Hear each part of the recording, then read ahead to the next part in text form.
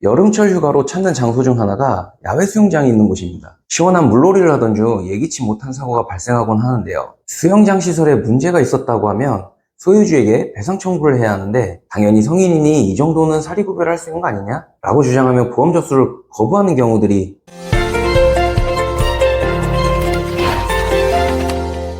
이제는 제법 날씨가 더워지고 여름이 오는 걸 느끼게 됩니다. 여름 휴가철에 가장 많이 가는 곳이 수영장이나 수상 레저를 즐기기 위해 흔히 말하는 빠지라고 하죠. 이런 곳들을 많이 찾게 되는데, 한강 야외 수영장, 오션월드, 캐리비안 베이처럼 시설이 갖춰지고 안전요원도 배치되어 있는 곳이 있는 반면에, 이제는 휴양지 인근 펜션장이나 캠핑장, 심지어 음식점에도 수영장을 만들어 놓고 거기서도 물놀이를 즐기는 모습도 보실 수 있을 겁니다. 물론 업장 사장님이 계속해서 수영장 관리 감독을 하실 수 있는 건 아니기 때문에 안내 표지판을 크게 설치한다던가 안전요원을 고용하여 배치해야 하는데, 현실적으로 그렇게 되어 있는 곳은 찾아보기 힘들죠. 해서 예상치 못한 사고가 발생하게 되면 크고 작은 분쟁들이 발생하게 되는데, 사업주가 배상 책임 보험에 가입하지 않은 경우, 가입하였다 하더라도 이용자의 잘못이라면서 접수를 해주지 않는 경우, 접수는 되었는데 보험사에서 내 과실이 더 많다고 하는 경우입니다. 자, 여기서 한 가지 알고 넘어가셔야 할 부분이 있는데, 배상하고 보상의 차이점입니다. 배상은 과실이나 불법 행위와 같은 위법에 의해 발생한 손해를 전보하는 것이며, 따라서 배상은 가해자의 위법이나 잘못이 입증되어야 하는 과실책임주의지만,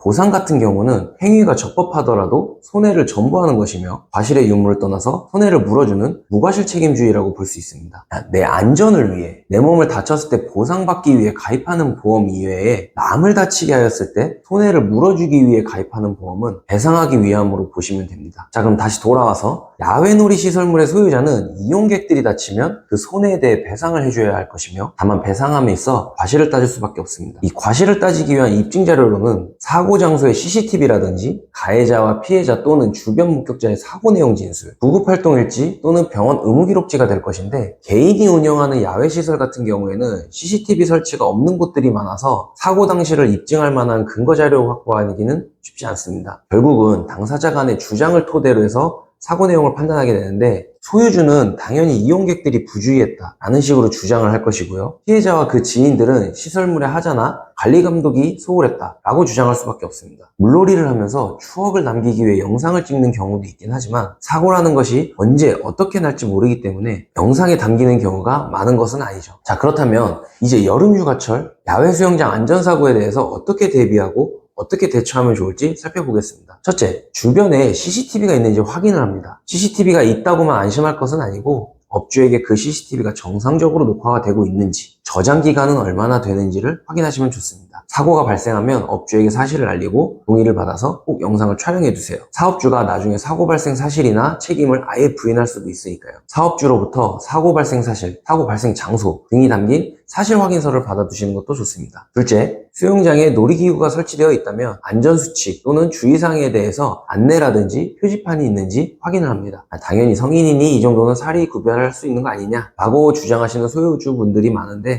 그렇다 하더라도 이용자에게 주의사항에 대해서 설명을 해줘야 할 의무가 있습니다. 역시 사진 촬영을 해두시면 안내 표지판이 없었다는 입증을 할 수 있는 것이며, 사고 이후에 설치가 되었다 하더라도 분쟁을 막을 수 있습니다. 셋째, 사고가 발생하게 되면 같이 간 일행분들이 침착하게 사고 현장과 어디에 부딪혔는지 정도를 알 수 있는 사진 또는 동영상을 촬영하는 것이 좋으며, 119 구급차를 부름과 동시에 사업주에게도 사고 내용을 알려야 합니다. 가능하면 사고 현장에 사고 내용에 대해서 진술해 주실 수 있는 다른 이용자들의 연락처를 받아두시는 것도 방법이 될 수 있겠네요. 자, 넷째, 수사기관에 업무상 과실치상죄로 고소하는 것도 나중에 사고 발생 사실, 사고 발생 경위, 과실 비율 이런 것들을 다투는 데 있어서 유리하고 형사합의를 이끌어내는 수단이 될 수도 있습니다. 자, 다섯 번째로, 병원에 가시게 되면 의사에게 당시 사고 내용에 대해 어느 정도는 구체적으로 얘기를 하셔야 합니다. 의무기록지에는 환자의 상태나 검사 결과에 대해서 기재를 하지만, 어떻게 다쳐서 병원에 오게 되었는지에 대해서는 환자의 진술 내용대로만 기재되기 때문입니다. 기분 좋게 가족들과 연인과 지인들과 여행 가서 물놀이 하다가 안전사고가 발생해서 속상한데, 그나마 좀 배상을 받으려고 하면 내 잘못이 더 커서 딱히 배상해 줄 게 없다라고 하면 정말 답답하실 거예요. 사람이 다쳐서 병원에 가야 하는 상황 속에